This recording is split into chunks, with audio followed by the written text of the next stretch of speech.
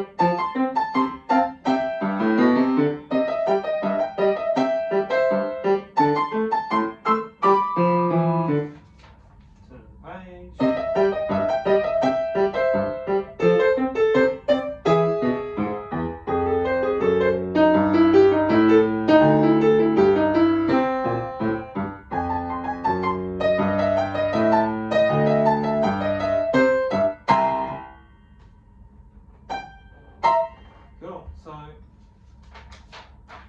what have we got here? So, yeah, despite its very nature, you've got this syncopated melodic fragments of the phrases on this right hand. Try that again.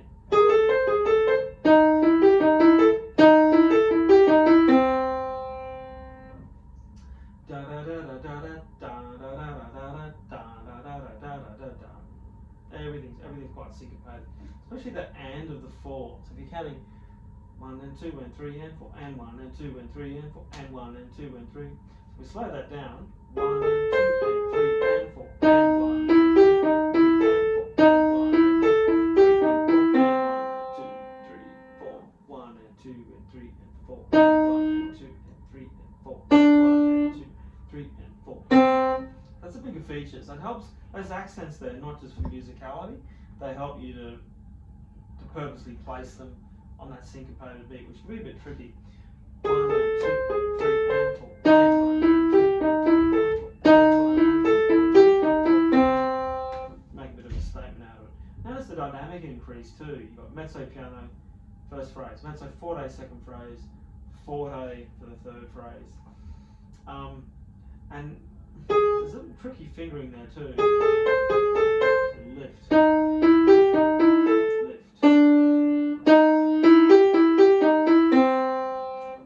Forgot that D sharp, so that second bar of the D sharp carries from the first D sharp onto the and of 4. That D is actually a D sharp as well.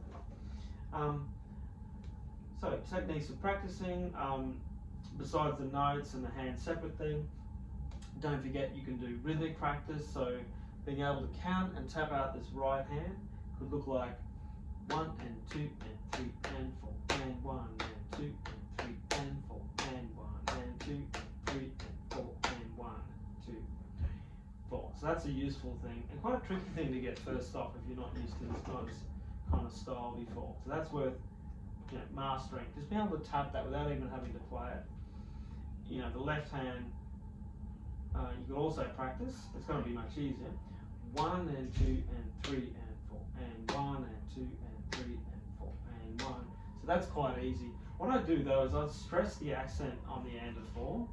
So even if you're playing with the left hand, you can make that and of 4 louder with your voice, such as 1 and 2 and 3 and 4 and 1 and 2 and 3 and 4 and 1 and 2 and 3 and 4 and 1. Even that last one, even though there's no accent, I'd still accent so you can practice feeling what that accent feels like. And then putting it together, which would be this would definitely be a level up.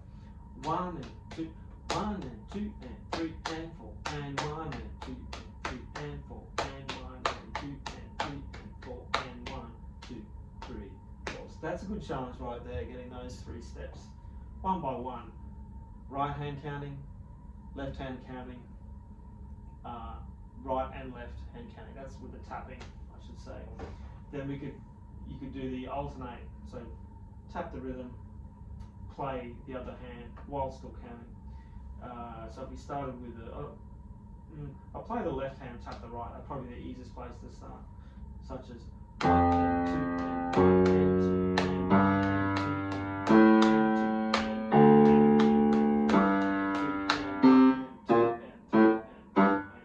That was to the first time bar. I could have taken it for the second time bar, which you'd probably do for the exam. I used the first time bar in this example, and then vice versa. Be a little tricky because you've got to get that.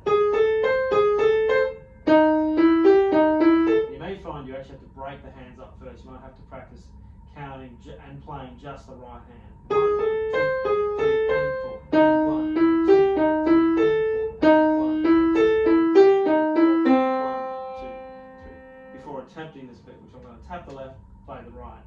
1, 2, 3, and 4. And whoa, fell off there. 1, 2, 3, and 4. And 1, 2, 3, and 4. And 1, 2. Now I'm failing at this. I'll try this again. 1, 2, 3, and 4. And 1, 2, 3, and 4. And 1, 2, 3, and 4. Miss that A in the right hand. Do it again. 1, 2, 3, and 4. And 1, 2, 3, and 4. And 1, 2. Just that third one up. One more time. See if I can get this. 1 and 2 and 3 and 4. And 1 and 2 and 3 and 4. And 1 and 2 and 3 and 4. 1, 2, 3 and 4. There we got it. And by that time you can do at that point where you could do the tap the right, play the left, tap the right. When you can do that fluently, and counting, you should be able to, in a good state of actually putting your hands together.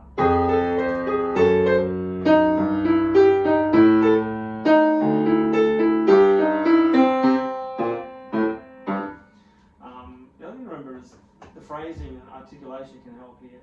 So when you lift your hand off the end of each slur, the end of each phrase, that lift will remind you to move your whole hand. Breathe to change down there. Lift. So that can help too. Okay, and then as we move on to the next bit, we've got that.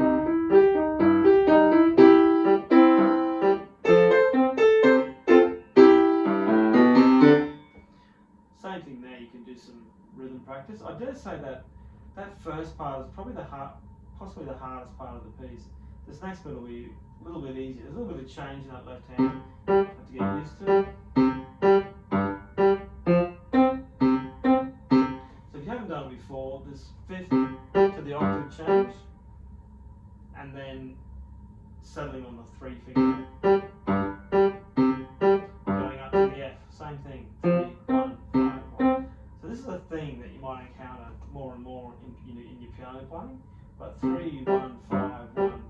That's going to be able to go 5, 1, 5. It's going to help you adapt to these different positions. So it's worth noting that pattern. And as we're travelling on, so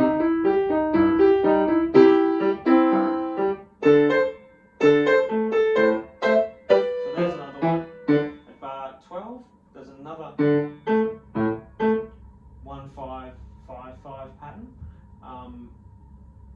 But this time you're on D. So you've got C, F, and D.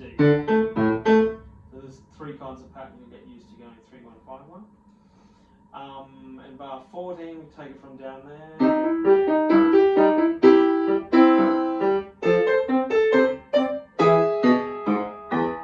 So you briefly changing key there, almost into A minor really, doing that to the E major chord arpeggio. So if in doubt, if it looks big, it's probably going to be an octave stretch. You learn to start stretching your hand out an octave, whether it's those 1, 5, 5, 5 patterns, or whether it's this bar 17 at the bottom of the page. ones on E, chances are that bottom pinky note, if you're not used to reading music, that's probably going to be an E as well, an octave lower. Okay, and this little turnaround bit at bar 18. It's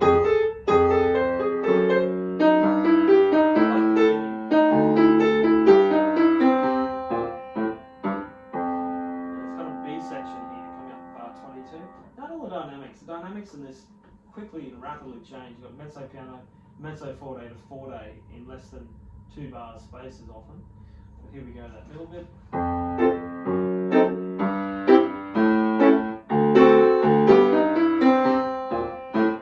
Yeah, so that bar, that's a kicker there, right? 22, 23, 20, 24. That's your big time bar. You're gonna really have to get that right. So again, lots of rhythm practice. 1 and 2 and 3 and 4 and 1. Hands separate. 1 and 2 and 1 and 2 and vice versa. 1 and 2 and 3 and 4 and 1.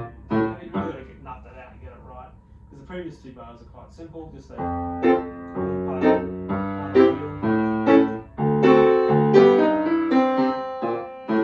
that's coordination, repetition, and really embedding that rhythm into you. Recommend the counting tapping technique till the feeling's automatic.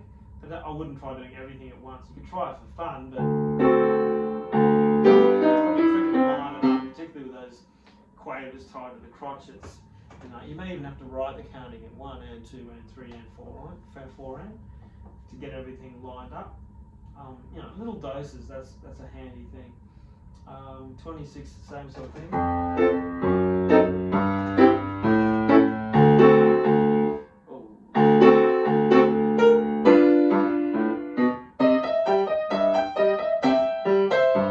This is a bit like the beginning at bar 6, but you just an octave higher.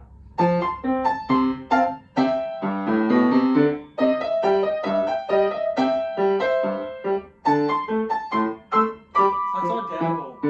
Your right hand's higher.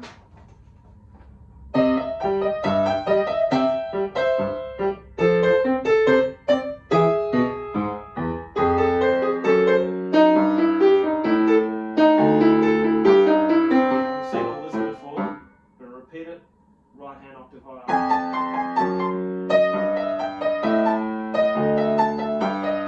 Little different ending here. Brace my pedal there, but just a little touch slow down. Poco retardando. A little bit slowing down there. They put a pedal on the staccato. That's optional. Could sound like that. Could sound like. Let's make that a bit of a longer sound. But yeah, there you have it. There's a breakdown of this Nashville rag by Rollin, and I hope that was helpful. I'll see you next time.